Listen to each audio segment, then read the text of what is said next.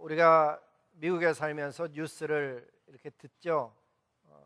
지난주에는 이 미국 땅에 제가 보기에는 세 가지 뉴스가 참 컸다 그렇게 생각합니다. 첫째는 8월 21일 월요일에 있었던 개기일식에 대한 그런 뉴스였습니다. 그냥 눈으로 볼 수는 없었고요. 이렇게 어린아이들도 특별한 걸 만들어 갖고 그렇게 어린아이들도 보고 이런 개기일식을 보면서 거기에 관한 뉴스를 들으면서 참 기이하다 하는 생각을 했습니다. 월요일 날 보신 분들도 있고 안 보신 분들도 있는데 밖에 나가서 본 사람들은 느꼈지만 갑자기 여름인데 서늘해지는 느낌을 들었어요. 밖에 나가신 분들은 다 느꼈을 거예요. 두 번째 뉴스는 복권에 관한 것입니다. 785 밀리언 파워볼이 미국 역사상 가장 큰 액수의 복권 당첨 금액. 그전에도 큰 게 있었는데 그전에는 3명이 당첨돼 갖고 나눠 가졌으니까 그렇게 크지 않았는데 53세 여인이 당첨이 됐습니다. 그래 갖고 그 확률이 나왔는데 얼마만한 확률이었는가 하면 CNN에 의하면은 번개를 한 자리에서 8번 맞는 그 확률로 당첨되셔서 저런 일이 일어났습니다. 그게 굉장히 큰 뉴스였죠. 제가 보기엔 세 번째는 늘 그렇지만 프레지던트 트럼프에 관한 것입니다. 계속해서 러시아의 푸틴 대통령과의 모종의 연관이 있음으로 인해서 계속해서 인베스티게이트 하고 있고 자료가 나오고 있어 곤욕을 치르고 있습니다. 게다가 지난 주간에 보셨는가 모르겠지만 애리조나 피닉스에서 집회하면서 발언을 했는데 그게 또 얘기가 많고요. 아프가니스탄에 지금 전쟁 몇 년째 하고 있는지 혹시 아세요? 16 years, 16년째 지금 미국이 전쟁을 하고 있는 거예요. 근데 끝나지 않고 있죠. 그 전쟁에 좀 더 파병해서 승리로 끝내길 원한다. 뭐 이런 이야기들로 미국의 이야기들이 있었습니다. 여자분들 스포츠 안 좋아하는 분 많지만은 남자분들 중에는 관심 있는 분도 있었는데 여기에는 저기 써올렸군요. 메이웨더라는 분이 있어요. 아셔요 혹시? 49전 49승에 권투 승리만 해온 특별한 자기 체급을 올려서 또 했는데도 이기는 사람이 없으니까 권투 재미없다 그래서 그만두고 쉬고 있었는데 그 맥그리거라는 분이 있죠. 이분이 지금 현재 UFC에서 가장 잘 파이팅하는 분이래요. 그래갖고 둘이 이야기하다 한판 붙자 뭐 이렇게 돼갖고 하는데 초당 1억씩 받는 게임을 한다 그래갖고 하고 있어요. 분이 아니고 초입니다. 초당 1억씩 받는 게임을 한다 그래갖고 그 아주 미국 땅을 떠들썩하게 했던. 근데 어저께 저는 결과를 못 봤어요. 보신 분 있나 모르겠는데 한 결과 못 보고 주일을 맞이했는데 하여간 그런 일들이 지난주에 있었습니다. 근데 이런 뉴스를 접하면서 여러분 우리는 이 시대를 크리스찬으로서 어떻게 보아야 하고 또 무엇을 중심으로 살아야 하는가 이 시간에 성령 하나님께서 저와 여러분에게 하는 음성 듣기를 소원해서 이 말씀을 전합니다. 첫 번째는 제가 이렇게 썼어요. 이클립스를 일으키는 자연계뿐만 아니라 온 우주를 창조하시고 다스리시는 하나님께서 우리에게 명하신 것은 항상 기뻐하라입니다. 이렇게 썼는데 여러분 사람이 항상 기뻐한다는 것 가능합니까? 항상 기뻐한다. 그게 정상일까? 항상 기뻐하는 것이 정상적인 사람의 모습일까? 그런 거를 먼저 질문하면서 시작합니다. 사람이 어떤 때는 좀 심각하고 어떤 때는 고민도 있어야지 여러분 자기 남자친구가 맨날 실실 웃고 기뻐하고 지금 남편이 직장 잃고 집이 힘든데도 계속 즐거워 그러고 맨날 그러고 있으면 어떻게 굉장히 좋은 상황인 것 같아요? 어떤 상황인 것 같아요? 아이가 힘들어하는데 아빠는 즐거워하는 상황 뭐 그런 게 정상적인 상황일까? 이렇게 질문을 하면서 시작하는 거죠. 근데 성경은 보면 이 말씀이 권고사항이 아니고 명령형으로 쓰여져 있습니다. 항상 기뻐하라. 그리고 이 성경 말씀의 정확한 의도는 무엇인가 하면 온 우주를 조성하시고 운행하시는 하나님의 아들과 딸로서 너희가 이 세상 살아가는 동안 당장 눈앞에 보이는 좋고 나쁜 일들로 인해서 쉽게 절망하거나 낙심하지 말고 말세를 당할수록 그 말이 중요해요. 말세를 당할수록 왜? 데살로니가전서 5장의 시작은 뭐로 시작하는가 하면 형제들아 때와 시기에 관해서는 너희에게 쓸 것이 없지만은 주의 날이 밤에 도적같이 임할 줄을 너희 자신이 자세히 알미라. 그러면서 말세에 관한 이야기를 하는 거예요. 무슨 말씀이든지 컨텍스트가 중요하잖아요. 왜 기뻐하라고 했는가 하면은 말세라는 주제를 이야기하다 보니까는 말세가 어떤 시대예요? 어둡고 힘들고 어려운 박해의 시대거든요. 박해의 시대를 만난 너희가 그 어려운 시대를 겪어 살아갔지만은 그것 때문에 낙심하거나 절망하지 말고 마지막에 승리의 면류관을 씌워줄 그 하나님 때문에 이 세상 사는 모습 속에 기쁨이 있어라, 그것을 명하셨던 거예요. 그 컨텍스트를 알지 못하면은 그냥 이 세상 살면서 기뻐하라 그러거나 이렇게 잘못 이해를 하는 거죠. 근데 여러분, 저와 여러분이 살고 있는 시대가 바로 그 말세 중에 지말이라고 하는 세상의 끝 시대를 살고 있는 것이죠. 오늘도 그분 때문에, 그 하나님 때문에 이 세상의 일들을 내가 겪을 때 너무 쉽게 절망하거나 너무 쉽게 낙심하지 말고 그 모든 일을 붙들고 계시는 분이 하나님이심을 깨달아서 그 하나님과 더불어 살며 기뻐하라는 거예요. 우리 교회에는 기도문이 있어요. 기도문 중에 보면 하나님을 영원히 즐거워하는 것, 그걸 잘못 이해하는 분들이 있어요. 내가 하나님의 기쁨이 된다는 의미로도 이해하는 분이 있지만은 그게 아니고 잘 읽어보면 하나님을 기뻐하는 거예요. 하나님, 성삼위 하나님을 기뻐하며 즐길 줄 아는 사람. 인간의 첫 번째가 무엇인가 하면 그 하나님께 영광을 돌리며 사는 것뿐만 아니라 그분을 기뻐하는 것이라고 가르쳐주고 있거든요. 사도행전 15장에 보면 바울과 바나바 이야기가 나오죠. 그 두 지도자가 심하게 다투는 이야기예요.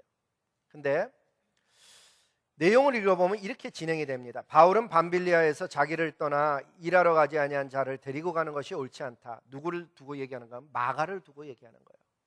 그러니까 두 사람이 얘기를 하는 거예요. 지도자가 마가 놓고 가자. 그럴 때 한 사람 마가를 데려가야 된다는 거예요. 왜?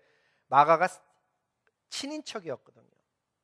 그러니까 사도 바울이 보기에는 바나바가 친인척이라고 데려가려고 그러는 것 같으니까 틀리다는 거예요. 그런데 두 분이 그냥 의견을 교환할 정도가 아니고 성경에 보니까 서로 심히 다투어 피차 갈라서니, 영적으로 성숙했던 분입니다. 성령도 충만했던 분들입니다. 그리고 그 당시에 지도자들이었습니다. 그럼에도 불구하고 갈라서는 일이 있었다는 거예요. 그리고 각기 다른 길을 떠나가게 됐습니다. 한마디로 어떤 의견의 충돌이 아니고 전도를 가는 것이었고 선교를 떠나는 일의 인사정책이었는데 갈라선 것입니다. 선교 떠나는 사람들의 마음이 편치 않았겠죠. 어쨌든 사도 바울 선생님은 누구를 택했는가 하면 이 데살로니가전서 1장 1절에 나오는 문안 인사를 드리는 사람으로 등장하는 실루아노, 다른 이름은 실라라고 부르는 그 사람을 택하였던 거예요. 이 바울과 실라가 두 사람이 안디옥을 떠나 시리아를 거쳐서 브리기니아와 마케도니아를 지나가고 빌립보로 가게 되죠. 그리고 거기서 전도를 하다가 감옥에 갇히게 됩니다. 사도행전 16장은 그 사건을 이렇게 기록합니다. 많이 친 후에 옥에 가두고. 이게 무슨 얘기예요? 거기서 전도하다가 억울한 일로 잡혀서 감옥에 갔는데 로마 시민권자인지를 확인도 안 하고 무조건 때린 거예요. 때리고서는 간수에게 명하여 든든히 지키라 했었죠. 한밤에 바울과 실라가 기도하고 하나님을 찬송하며 죄수들이 듣더라. 성경은 그렇게 기록합니다. 그냥 감옥에 데리고 가도 감옥이란 곳이 쉽지가 않잖아요. 근데 거기에 많이 때려갖고 데리고 들어갔으니까, 게다가 발은 착고에 차여져 있으니까 그 과정 중에 아마 그날 저녁도 못 먹었을 것입니다.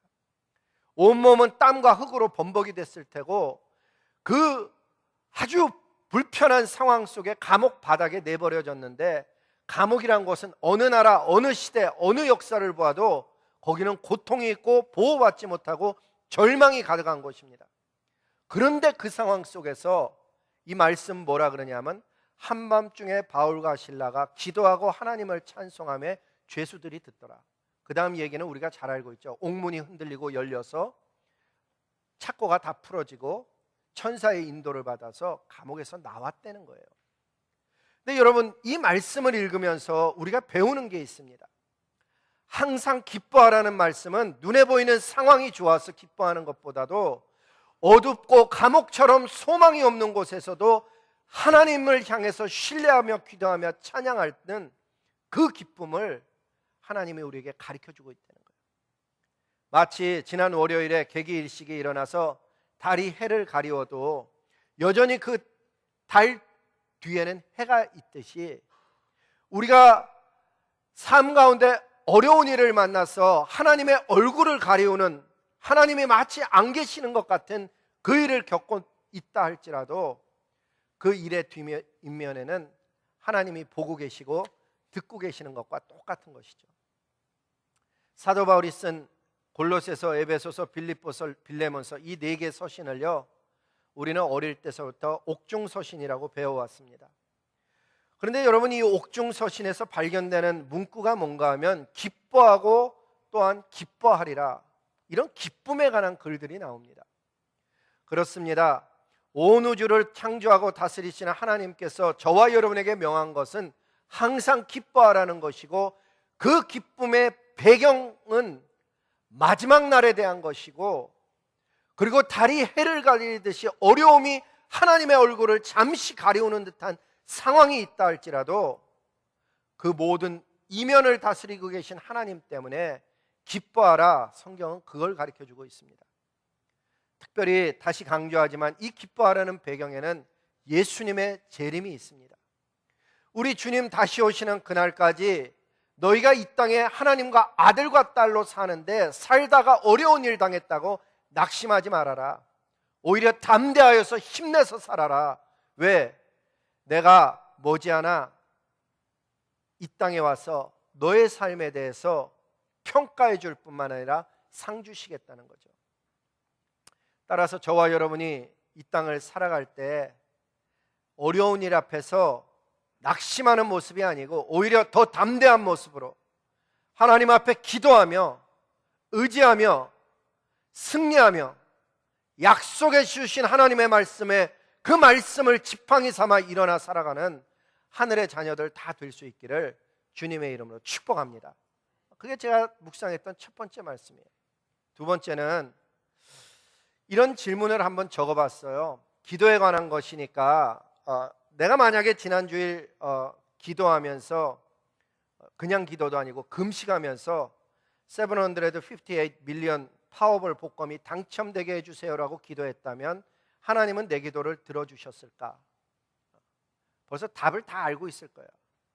만약에 금식 기도하며 이런 것을 안 들어주실 것이라면 하나님은 왜 우리에게 쉬지 말고 기도하라고 명하셨을까 하는 이야기죠.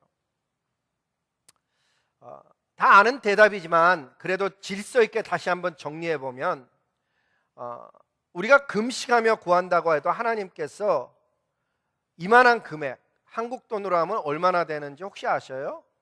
1밀리언이 10억이니까는 7,580억 원이에요. 7,580억 원을 달라고 기도하는 것, 이거 허락지 않으실 것 같아요. 왜? 야고보 사도를 통해서 하나님은 저와 여러분에게 이렇게 가르쳐 주셨어요. 한번 같이 읽어보겠습니다. 시작. 구하여도 받지 못함은 정욕으로 쓰려고 잘못 구하기 때문이라. 우리 가운데 정말 7,580억 원이 꼭 필요한 분은 없을 것 같아요. 제가 보기에 이것은 아마 여기에 나오는 과도한 정욕일 거예요. 정욕으로 쓰려고. 그와 같이 정욕으로 구하는 것은 하나님께서 응답 안 하시겠다고 미리미리 야고보 사도를 통해서 말씀해 주신 거죠. 근데 여러분 누가복음 혹시 22장 40절 말씀을 기억하시나 모르겠어요. 거기 보면 이렇게 써져 있어요. 유혹에 빠지지 않게 기도하라. 유혹에 빠지지 않게 기도하라. 그 유혹이란 단어가 보면 영어로 temptation이라고 되어 있거든요. 자, 그렇다면 7,580억 원의 복권에 당첨되는 것은 여러분과 저의 삶 속에 유혹이 되겠습니까? 아니면 축복이 되겠습니까? 만약에 됐다. 유혹일까? 축복일까?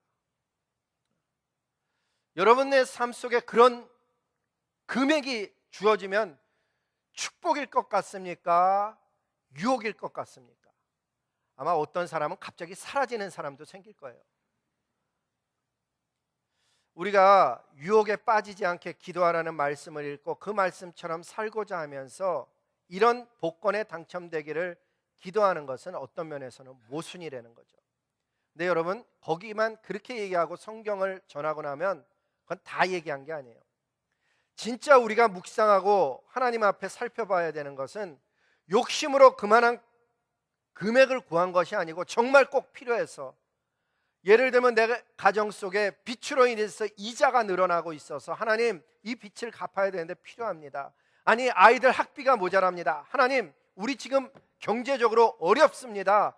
이 금액이 있어야 됩니다라고 절박한 상황 속에서 필요한 것을 기도한 경우, 정욕을 놓고 기도한 것이 아니고 정말 필요한 것을 놓고 기도한 경우를 살펴봐야 된다는 거죠. 그런 어려운 상황 속에서 모든 것이 가능하다고 하는 하나님에 대해서 들었기에 그 하나님 앞에 기도를 드렸죠. 하나님 도와주세요. 근데 하나님께서 응답이 없으시면, 하나님께서 얼마든지 치유하실 수 있다는데 그 하나님께 기도했는데 치유가 안 일어나면 바로 그 순간, 그때가 어렵다는 거예요. 그런 경험들이 마치 하나님이 안 들으시는 것 같은 그 상황이 우리를 시험 들게 만들기도 하고 반대로 우리를 영적으로 성장시키기도 한다는 거예요.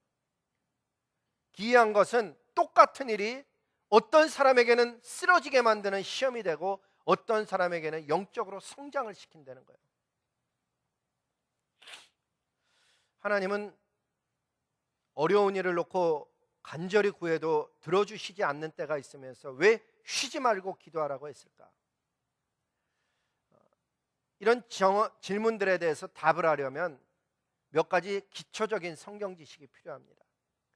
제가 보기에는 먼저는 뭐가 필요하냐면, 기도는 하나님께 명령하듯이 나의 의도를 일방적으로 전달하는 것이 아니라는 것을 분명히 해야 합니다. 다윗이라는 분이 계셨잖아요. 다윗 아저씨가 어느 날 밧세바 아줌마를 만난 거예요. 만나지 말았어야 될 만남인데 그걸 본 거죠. 그래갖고 여인을 그날 데리고 와서 잠을 자요. 그 여인이 아기를 갖게 되었죠. 그것을 감추기 위해서 충성된 군인이었던 자기 부하 우리아를 치열한 전투의 맨 앞자리에 내세워서 인위적으로 죽이고 그 여인을 데리고 와서 아내로 삼습니다. 그 일을 하나님이 보시기에 가증해 보였어요. 그리고 그 일로 인해서 아기가 태어났습니다. 하나님께서 그 아이의 생명을 거두어 가시겠다고 말씀하셨습니다. 다윗은 필사적으로 아이의 생명을 살려달라고 하루가 아니고 3일도 아니고 7일을 금식했습니다. 얼마나 절박했겠어요. 그런데 하나님께서는 그 아이의 생명을 거두어 가셨습니다. 자, 보세요. 모든 것이 가능한 하나님께 절박하게 기도했는데도 아이의 생명을 거둬 가신 거예요. 보통은 하나님께서 우리 인간들이 기도하면, 절박하다고 간구하면 자비를 베푸십니다. 근데 어떤 경우에는 하나님 보시기에 우리의 기도를 들어주지 않는 것이 옳다고 판단되어지실 때 하나님께서는 하나님의 주권을 따라 움직이십니다. 즉, 모든 기도의 응답은 주권이 하나님께만 있습니다. 우리가 기도를 통해서 하나님의 자비와 은총, 축복과 긍휼을 그랜트 받는 것일 뿐이지 우리의 마음대로 원하는 것을 얻어내는, 메이킹하는 것이 아니라는 사실입니다. 하나님께서는 우리가 알고 있다시피 모든 것이 가능하십니다. 하지만 우리가 조종하는 대로 일하시는 마법의 램프 속의 종이 아니라는 것입니다. 만약에 우리가 기도하는 대로 다 이루어 주신다면 이 세상은 벌써 엉망이 되었을 것입니다. 하나님, 우리 집 앞에 있는 빌딩 햇빛이 안 들어요. 쟤 좀 없애주세요. 어느 날 빌딩이 싹 사라지고 직장에 출근한 사람들이 우리 직장 빌딩 어디 갔어? 그러고 헤맨다면은, 그게 여러분 세상이 괜찮을 것 같아요? 누가 조금 지각했다고 해서 하나님 지하철 20분만 출발 못하게 해주세요. 그 안에 있는 어쩌면 수백 명이 직장에 지각할지도 모르죠. 다시 얘기하면 우리는 구할 때 굉장히 자기중심으로 구하는 거예요. 하나님, 저 사람 마음에 안 드는데 좀 때려주세요. 근데 그 기도를 다른 사람이 나를 향해서 하고 있다고 생각해 보세요. 우리는 하나님께 기도할 때 지극히 개인적으로 내 관점에서 기도하고 있기 때문에 만약에 그 기도를 하나님이 다 들어주시고 계시다, 그러면 아마 살아남을 사람이 별로 없을 거예요. 하나님, 우리 집 땅값이 안 오르는데 저 산 좀 절로 바다로 옮겨주세요. 성경에 보니까 산이 들려 바다로 옮겨지라고 해도 그렇게 된다고 하지 않았습니까? 아침에 일어나 보니까 바다 양식하고 있는 사람이 눈을 보니까는 산이 와서 딱 자기 양식장에 내려와 있는 거예요. 누가 이런 일을 했을까? 하나님, 이 일 한 사람의 생명을 걷어가 주세요. 여러분, 이 세상이 얼마나 혼돈된 세상을 살겠어요.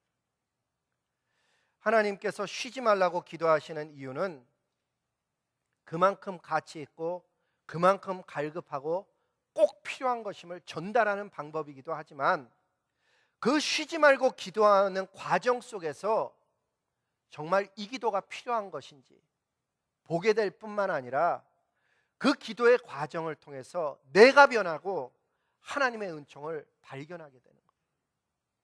여러분, 그런 경험 해보셨어요? 처음에는요, 기도를 이렇게 시작해요. 하나님, 정말 저 사람 때문에 신앙생활하기 힘들어요. 저 사람 좀 어떻게 해주세요. 그리고 기도를 시작해요. 시작은 그렇게 했어요. 근데 한참 기도하다 보면요, 갑자기 성령께서 나를 보여주실 때가 있어요.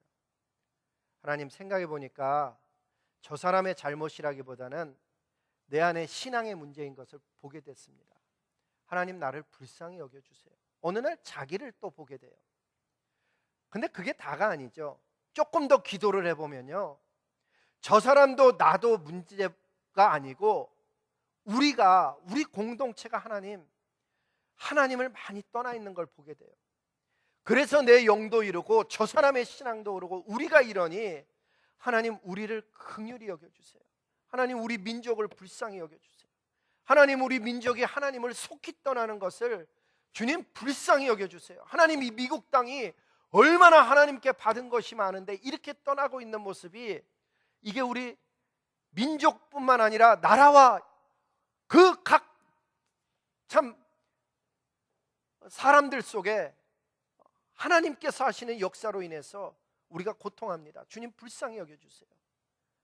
나중에는 하나님이 진짜 무엇 원하는가가 보여지게 되죠. 그거를 옛날 어른들은 바닥을 치는 기도라 그랬어요. 여러분, 이 데살로니가전서 5장 17절에 쉬지 말고 기도하라는 배경에는요, 예수님의 재림이 있습니다.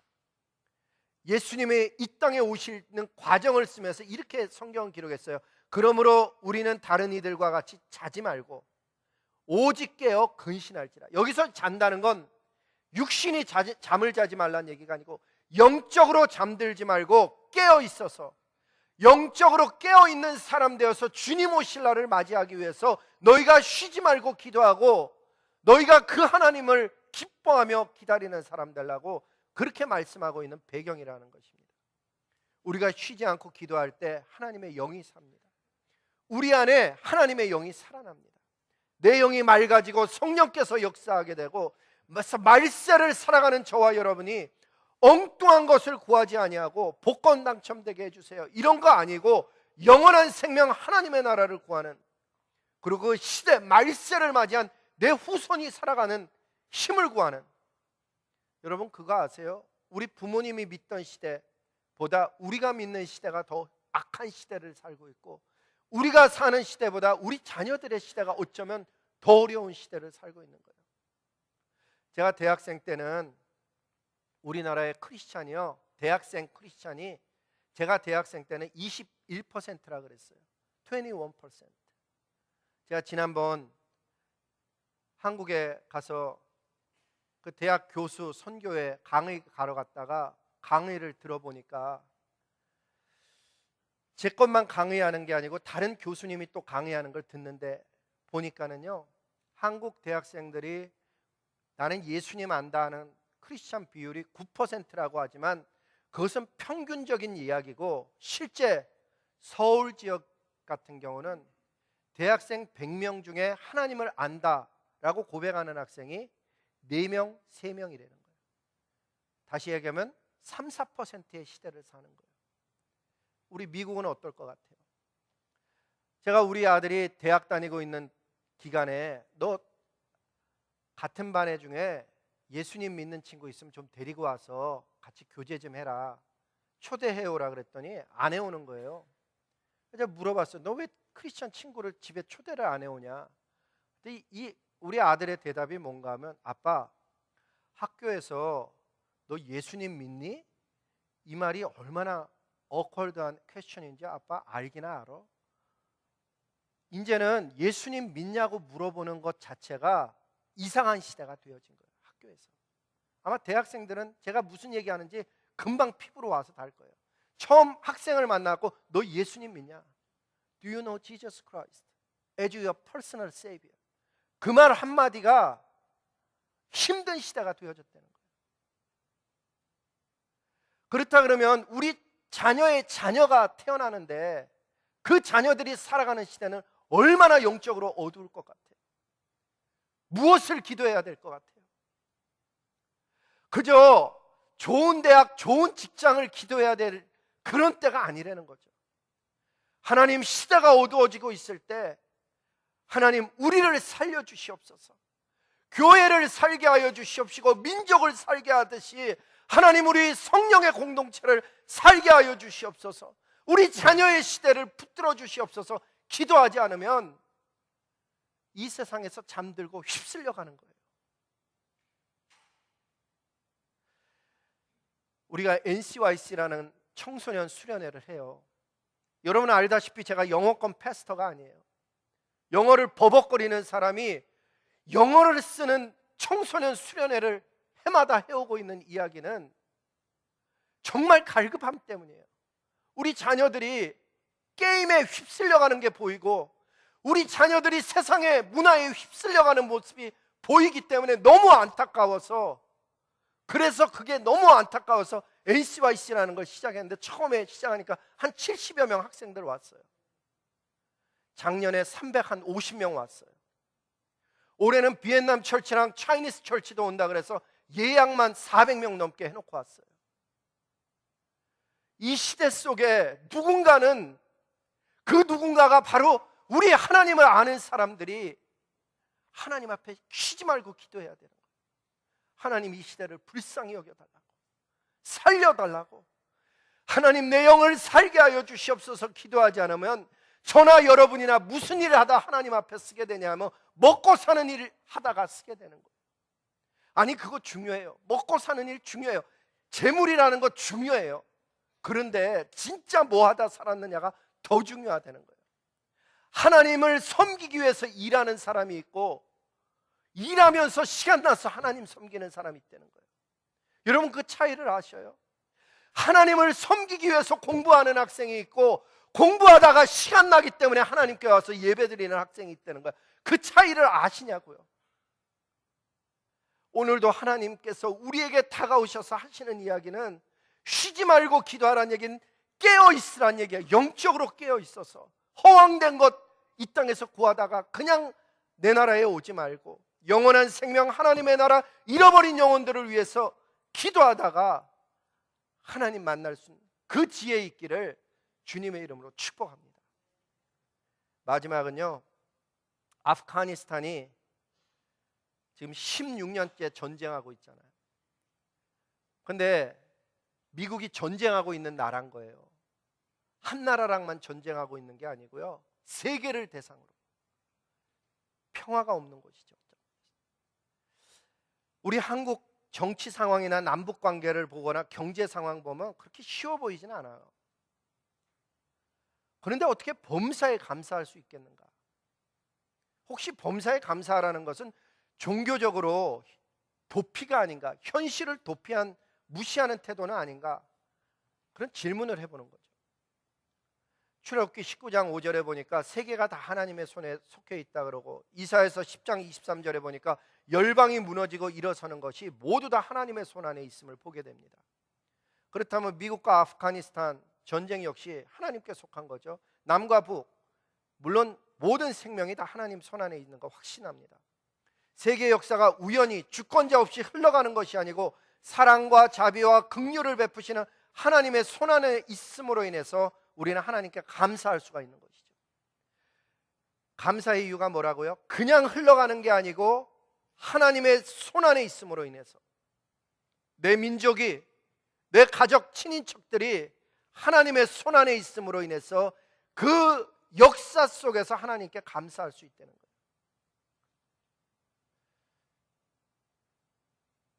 하나님 때문에 미래에 대한 소망도 있고, 하나님 때문에 자녀에 대한, 앞날에 대한 소망도 갖게 되는 거죠. 왜냐하면 하나님은 사랑이시고 오래 참아주시고, 무엇보다도 잘못했다고 개인의 죄든 공동체의 죄든 민족의 죄를 회개하면은 하나님 불쌍히 여기시고 용서해 주시는 자비의 하나님이시기 때문이죠. 사도 바울은요, 성도들을 위해서 기도할 때 감사하는 이유를 이렇게 기도했습니다. 여러분이 믿음으로 행한 일들과 사랑으로 행한 수고와 우리 주 예수 그리스도 안에서 굳건히 소망을 지켜가는 모습을 보며 늘 하나님께 감사하고 있습니다. 감사하는 이유가 뭐가 되어져서, 좋은 차를 사서 좋은 집을 사서 그런 것도 대단히 중요하겠죠. 그렇지만 성경에서 이야기하고 있는 이야기는 뭔가 하면 내가 원하는 그 무엇이 잘 돼서 감사한 것이 아니고 하나님의 공동체 속에 믿음으로 행한 일과 사랑의 행위와 그리스도 안에서 굳건한 소망을 지켜나가는 모습으로 감사한다는 거예요. 이 감사가 우리 안에도 있어요. 영적으로 점점 어두워져가는 이 시대 속에 보니까는 우리 청년들, KM, EM 청년들이요, 전도하려고 정말 애써요. 캠퍼스에 직접 나가서 EM 학생들은 UNC, NC스테이트, 듀크에 가서 자기들이 만든 구디백 나눠주는 모습이 있고, 한 영혼이라도 더 구원하고자 우리 KM 학생들 얼마나 기도하고 전도하는지 몰라요. 그리고 그런 일을 서포트하기 위해서 라이드 해주시는 분들이 있고, 금요일날 저녁 청년들 라이드 해주는 거 쉽지 않거든요. 자기네도 다 가족이 있고 애들이 있는데 금요일 저녁마다 음식을 만들어서 청년들을 대접하는 그 손길, 믿음에 행한 일과 사랑에 행한 수고 분명하죠. 지난 몇 절 동안 오라토리오를 준비하는 모습을 제가 옆에서 보았습니다. 찬양하시는 분들, 지휘하시는 분, 반주하시는 분, 연주하시는 분, 하나님께 영광 돌리고자 헌신하는 그 모습이 얼마나 아름다웠는지. 근데 그분들만큼 또 수고하는 분들이 옆에 있더라고요. 연습하는 동안 자녀를 돌봐주시는 분이 있더라고요. 주일날 일부 예배 때도 찬양하는 엄마 아빠를 따라온 어린아이들을 돌봐주기 위해서 1시간 일찍 오는 선생님이 있다는 거 놀랍지 않으세요? 매주? 어떤 분들은 예배 오는 것도 힘들어하는데 1시간을 일찍 와서 자기가 찬양하는 것도 아니고 그 찬양하는 분들의 아이를 돌봐주는 신앙이 있다는 것 아름답지 않으세요? 주말과 주중에 음식을 준비해 주시는, 또 찬양대가 악보가 안 보인다 그러니까 주중에 나와서 전구를 갈아주시는 분, 30주년을 맞이했다고 교회 입구를 물 청소하시는 분, 본당 바닥 반짝반짝한 게 혹시 보였나 모르겠어요. 작년에 2016년에 30주년을 맞이한다는 얘기를 듣고 앞면과 바닥을 다 갈아주신 분, 교회 헌금으로 가른 게 아니고 개인이 하나님께 헌신한 거였거든요. 우리가 주변 사람들을 잘 보면 하나님 앞에 이런저런 모습으로 얼마나 아름다운 수고하는 분들이 많은지 몰라요. 근데 그걸 모르는 분들이 있어요. 그저 주일날 한 번 와서 예배드리고 가는 거를 하나님 섬기는 모든 걸로 아는 그 아쉬움. 여러분, 인생의 여정 속에 한 번 흘러간 시간은 다시는 돌아오지 않습니다. 30대에 그렇게 헌신했던 그 순간은 다시 돌아오지 않더라고요. 40대 마찬가지일 것이고 50대 마찬가지일 것인데, 사랑하는 성도 여러분, 하나님 믿으면서 내가 하나님 섬길 수 있는 여력이 있을 때 헌신하는 지혜 있기를 정말 주님의 이름으로 축복합니다. 나의 주 나의 하나님 향해서 하나님 받으시라고 뭔가 1인 1사역 하나 이상을 붙들고 저는 뭐 해야 되는지 모르겠어요 하는 분 있으면 우리 목사님이나 집사님들 붙들고 여쭤보시기 바라요. 어떤 분은요, 예배 끝나고 나면 주보 다 걷는 사역하시고, 어떤 분은 남들이 다 간 다음에 화장실 청소하는 분도 있고요, 여러분 앞에 있는 볼펜을 한 달에 한 번씩 갖다가 꼽아 놓는 분도 있고요. 사람들마다 하나님 사랑하기 때문에 그 무엇인가 하나님 받으시라고 하는 그 인생길을 걸어가고 있어요. 한 번 가면 오지 않는 인생이에요. 여러분은 교회 10년 20년 다니면서 하나님 앞에 가면 무엇을 내놓을 예정입니까? 사도 바울이 이런 말씀을 2장 13절에 해요. 이러므로 우리가 하나님께 끊임없이 감사하면 너희가 우리에게 들은 바 하나님의 말씀을 받을 때 사람의 말로 받지 아니하고 하나님의 말씀으로 받음이니 진실로 그러하도다. 여러분, 제가 주일날 설교할 때 가능하면 말씀 보여주는 이유가 있어요. 저를 부르신 하나님께서 에스겔서를 읽을 때 이런 말씀하셨거든요. 너는 내 말로 고할지어다. 제가 주일마다 말씀 설교할 때 말씀을 보여드리는 이유는 하나님의 말씀이 이렇습니다라고 전했음에도 불구하고 그 말씀 때문에 살아나는 영되라고 그렇게 해서 전하는 거예요. 하나님의 말씀을 진짜 받으면 영이 살아납니다. 그리고 하나님의 말씀을 잘 먹으면 힘을 얻습니다. 사랑하는 성도 여러분, 하나님의 말씀을 받을 때 사람의 말로 받지 아니하고 하나님의 말씀으로 받는 그 은혜 있기를 주님의 이름으로 축복합니다. 그리고 여러분 그거 아세요? 유튜브로 듣는 것과 여기가 또 다르다는 거예요. 유튜브로 다시 한번 들어보면 분명 설교 시간에 안 들렸던 말씀이 들려지는 게 생겨요. 밥도 꼭꼭 씹어서 먹으면 건강에 좋듯이 하나님의 말씀도 진짜 그러한가 해서 말씀을 찾아보고 묵상하면서 신앙생활하면 신앙이 살아나요. 이제 말씀을 맞춥니다. 온 우주를 붙잡고 운행하시는 성삼위 하나님께서 기뻐하라 하셨습니다. 그것도 항상 기뻐하라 하셨습니다. 기도하라고 하신 것이 아니고 쉬지 말고 기도하라고 하셨습니다. 말세를 만난 저와 여러분이 하나님 때문에 소망이 있어 기뻐하고, 사는 모습 눈에 보이는 일들은 힘들지만 하나님의 약속 때문에 기뻐할 수 있기를 바라고, 특별히 우리의 기도의 제목이 쉬지 않고 기도해야 되는 그 어떤 것이 있기를 소원하고, 오늘의 말씀의 핵심, 하나님의 뜻은 범사에 감사하라는 것입니다. 이 말씀은 앞에 있는 두 가지를 포함한 게 아닙니다. 범사에 감사하는 것은 우리를 향한 하나님의 뜻이라고 성경은 그렇게 이야기하고 있습니다. 이러한 하나님의 뜻을 쫓아 살아가는 저와 여러분 되시기를 주님의 이름으로 축복합니다. 우리 다 함께 일어나서 주님께 고백의 찬양 드리도록 하겠습니다.